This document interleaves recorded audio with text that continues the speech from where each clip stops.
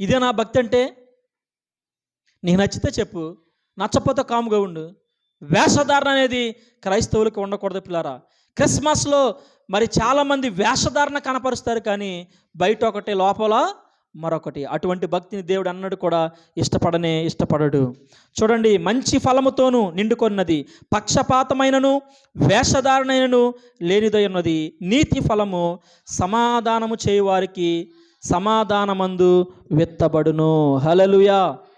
దేవుణ్ణి ప్రేమించాలండి. పండగ, సంతోషం, ఆనందం, మరి ఆహ్లాదకరమైనటువంటి జీవితాన్ని మన జీవితంలో ఎన్ని బాధలున్నా వాటిని పక్కన పెట్టి దేవుణ్ణి మనం ఆరాధించే వారిగా మనం ఉండాలి.